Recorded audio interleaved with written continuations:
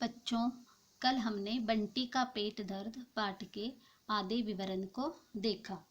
चलिए आज हम बचे हुए पाठ के विवरण को देखेंगे। तो कल हमने देखा कि बंटी अपने मित्रों के साथ स्कूल की तरफ से पिकनिक पर जाता है और वह पिकनिक पर एक बड़े से पार्क में पहुंच जाते हैं। पार्क घूमने के बाद बंटी और अन्य 4 मित्र पार्क में फुटबॉल खेलने के लिए जाते हैं और फुटबॉल खेलने के बाद वह थक जाते हैं तो एक और वह क्या हो जाते हैं, बैठ जाते हैं जहाँ पर बहुत सारे सूरजमुखी फूलों के क्यारियाँ थी। तो उसी समय बंटी की नज़र उन फूलों पर जाती है, यानी बंटी उन फूलों को देखता है और एक साथ उन फूलों को तोड़ने लगता है। तभी बंटी का मित्र सोहन उसे समझाता है कि इस तरह फूलों को मत तोड़ो, उन्हें घायल मत करो, क्योंकि उनमें भी हमारी तरह जीवन होता है और उन्हें भी हमारी तरह दर्द होता है, इसलिए तुम उन्हें घायल मत करो। ऐसे सोहन बंटी को समझाता है, पर बंटी उसकी बात नहीं मानता और बहुत सारे फूलों को तोड़कर फेंक देता है। तो आगे देखेंगे कि क्या होता है। शाम को सब अपने अपने घर गए। बंटी बहुत थक गया था। घर पहुंचकर वह सो गया। तो इस तरह से क्या हो जाता है, बंटी सूरजमुखी फूलों को जैसे चाहे वैसे खींचकर नीचे फेंक देता है। फिर थोड़ी देर बाद सब बच्चे अपने साथ लाए हुए टिफिन खाते हैं और थोड़ा पार्क घूमते हैं और खेलते हैं और शाम होने के बाद सब बच्चे अपने अपने घर जाते हैं। तो बंटी भी अपने घर पहुंचता है और दिन भर बहुत खेलने की वजह से वह क्या हो गया था, बहुत थक गया था, इसलिए वह क्या हो जाता है, घर जाकर जल्दी ही सो जाता है। उसने सपना देखना शुरू किया कि वह उसी पार्क में खड़ा है, पर वहाँ उसके अलावा कोई नहीं है।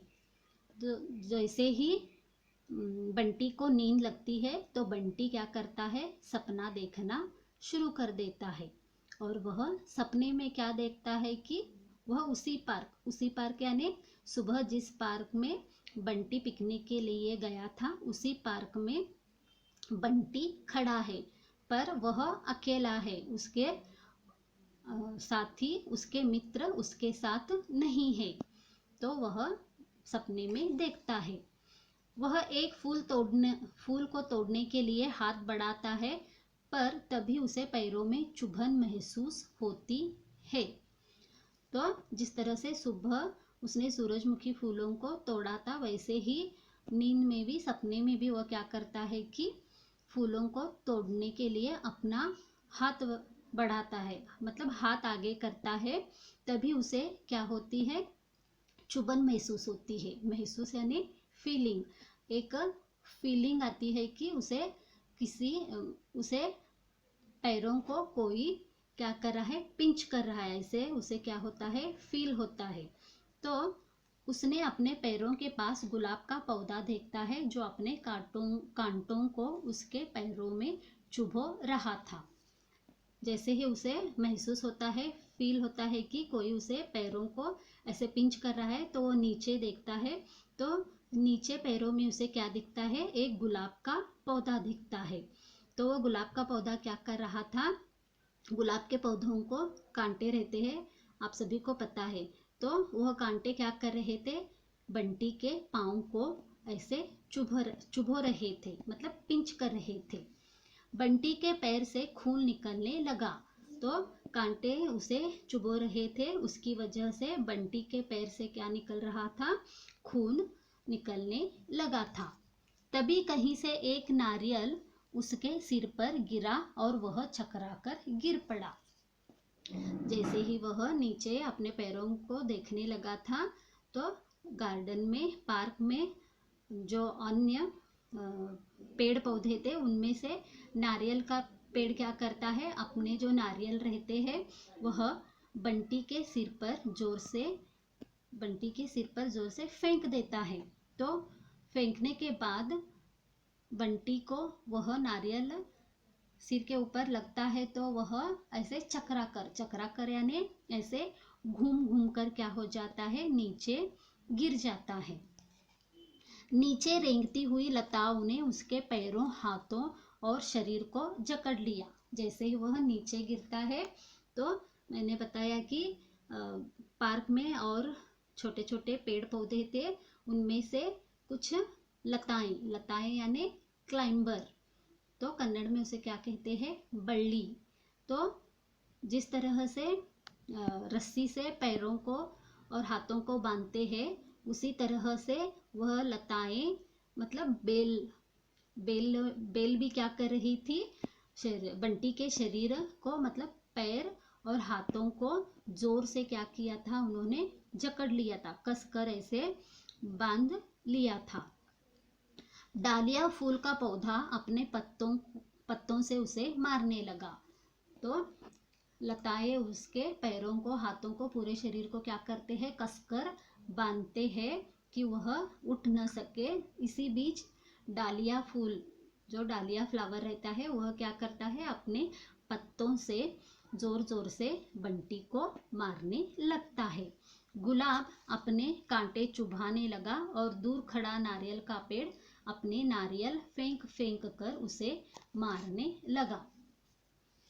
तो गुलाब भी क्या करता है, इसी बीच और ज्यादा उसे कांटे चुभाता है और नारियल भी अपने नारियल क्या कर रहा था, बंटी के सिर के ऊपर जोर जोर से फेंक रहा था।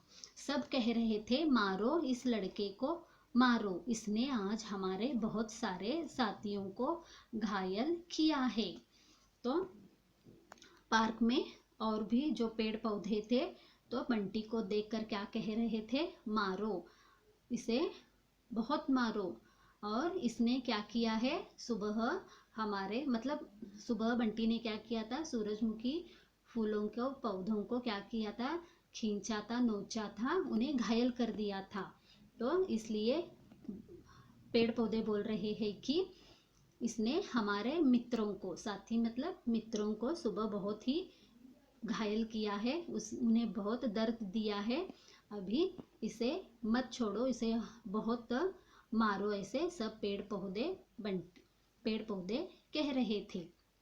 बंटी दर्द से कराहने लगा और जोर जोर से रोने लगा।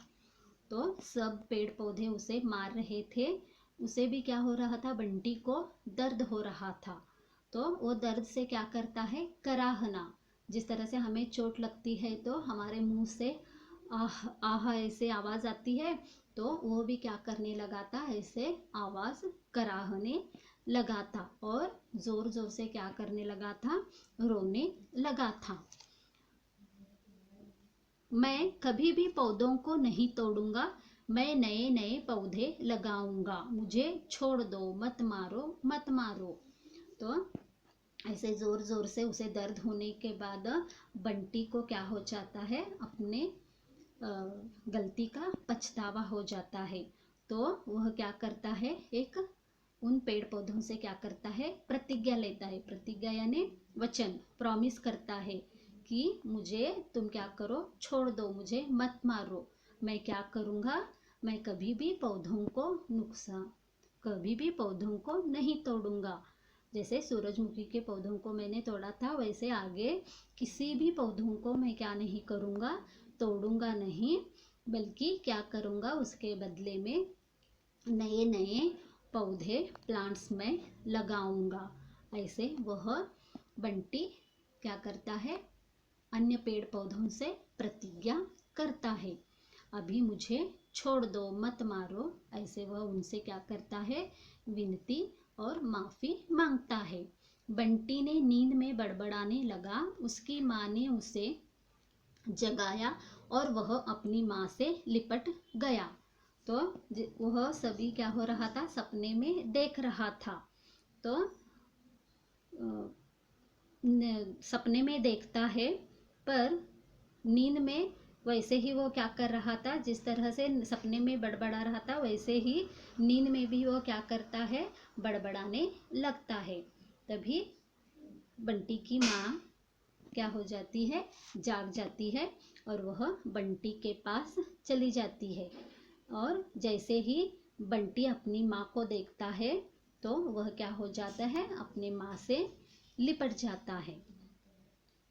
तो समझ में आया कि हमें पेड़ पौधों को क्या नहीं करना चाहिए, नुकसान नहीं करना चाहिए। तो इस पाठ से हमें यह सीख मिलती है कि कभी भी हमें पेड़ पौधों को क्या नहीं करना चाहिए, नुकसान नहीं पहुंचाना चाहिए, उन्हें दर्द, पीड़ा, घायल नहीं करना चाहिए, क्योंकि उनमें भी हमारी तरह क्या होता है, जीवन होता है। और हमें ज़्यादा से ज़्यादा क्या करना चाहिए, पेड़ पौधों को लगाना चाहिए। तो इस पाठ से और हमें पेड़ों से, पौधों से हमें बहुत उपयोगी वस्तुएं मिलती है। तो इसलिए हमें कभी भी पेड़ पौधों को क्या नहीं करना चाहिए, नुकसान नहीं पहुंचाना चाहिए। तो इस पाठ का विवरण आपको समझ में आया। तो चलिए एक बार हम मौखिक प्रश्न को देखेंगे। मौखिक प्रश्न। प्रश्न 1, बच्चे क्यों खुश थे? बताइए, बच्चे क्यों खुश थे? क्योंकि वह कहाँ जा रहे थे, पिकनिक जा रहे थे, इसलिए बच्चे क्या थे, बहुत खुश थे। टिफिन बॉक्स में बच्चे क्या क्या लाए थे? टिफिन बॉक्स में बच्चे चिप्स के पैकेट, बर्गर और एक बच्चा क्या लाया था, पराठा लाया था। और कुछ बच्चे क्या लाए थे, सैंडविच लाए थे। शिक्षिका ने बच्चों से क्या कहा? शिक्षिका ने बच्चों से कहा कि अपना अपना सामान लेकर एक लाइन में खड़े हो जाओ।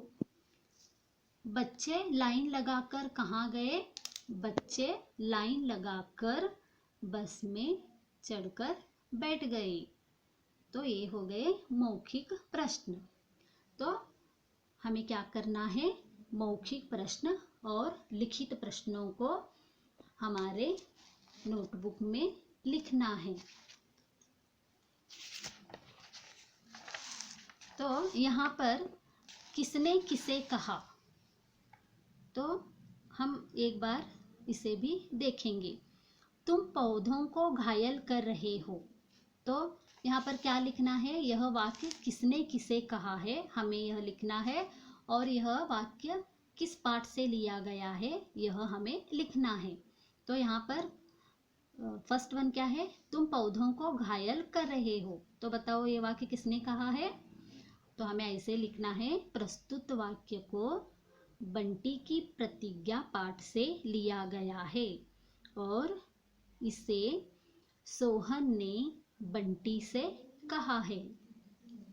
बड़े आए ज्ञान बघारने वाले। सेकेंड वन क्या है, बड़े आए ज्ञान बघारने वाले। तो इस वाक्य को बंटी ने सोहन से कहा है। मारो इस लड़के को। तो इस वाक्य को किसने कहा है? इस वाक्य को पार्क में रहे अन्य पेड़ पौधों ने बंटी से कहा है। मैं कभी भी पौधों को नहीं तोड़ूंगा। यह वाक्य बंटी ने किसे कहा है? पेड़ पौधों से, मतलब अन्य पेड़ पौधों से कहा है। तो इस सभी प्रश्न उत्तर को हमें एक बार क्या करना है, अपने नोटबुक में लिखना है। धन्यवाद।